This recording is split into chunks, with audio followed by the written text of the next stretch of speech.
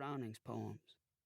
I had coffee beans and a tobacco pouch in my shirt pocket, and 2 tin cups and a half loaf of bread and a chunk of ham in my haversack.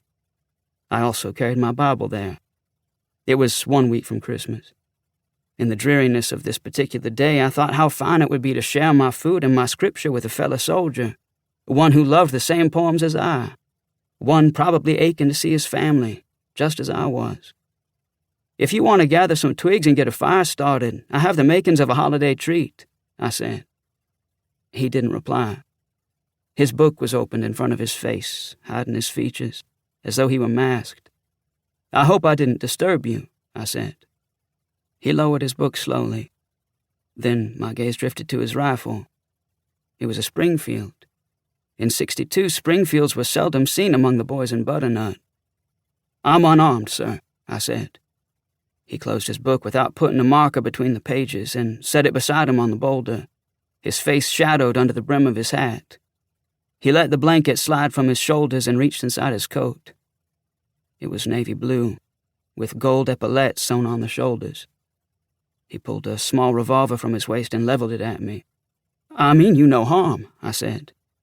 He cocked the hammer with his thumb. "Please, sir," I said, my voice breaking. There was no anger in his eyes, but there was no mercy either, or anything for that matter. "Sir, I'll leave. I'm a surgeon's assistant. I'm not a combatant." I don't know if his hand was shaking or if the revolver slipped, but it fired nonetheless, and I felt the ball rip through the side of my coat. The Yankee officer seemed to startle his eye, but that did not stop him from continuing the accidental or wanton choice that would change both our lives forever. He aimed with both hands and pulled the trigger. The hammer snapped dryly on a dead cap. He looked dumbfounded, or frightened, and I wondered if he had ever fired a shot in anger.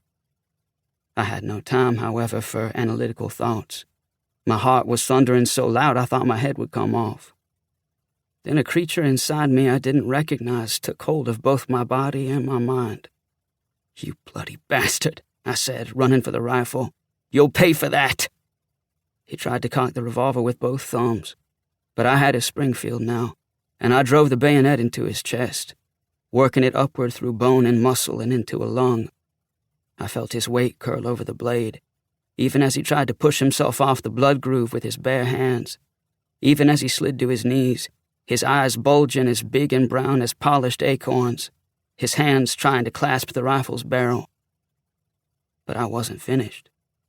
I pulled the bayonet from the initial wound and aimed at his heart and plunged it into him a second time and leaned hard on the stock until the tip of the bayonet exited his back and pinned him to the snow. His mouth opened slowly and formed a cone, as though he were resting. Then his arms flopped away from his body, like a crucified Christ. In his dying, he never uttered a word. I try not to revisit my war experiences and to pretend that the fighting will stay in the East and eventually go away. But I know better, and so do the Africans. In all the parishes, they have been told not to sing in the fields, because singing is the Africans' telegraph, and often their hymns are not what they seem. But how ironic. We claim to be the superior race, yet we fear people who cannot sign their names or count past 10. In June of 1861, the citizens of St. Martin Parish hanged 6 slaves and 1 white man who were charged with planning an insurrection. Others were corrected. That was the word the local paper used. The article did not use the word slave either. We have manufactured a lexicon of hypocrisy that allows us to call slaves servants.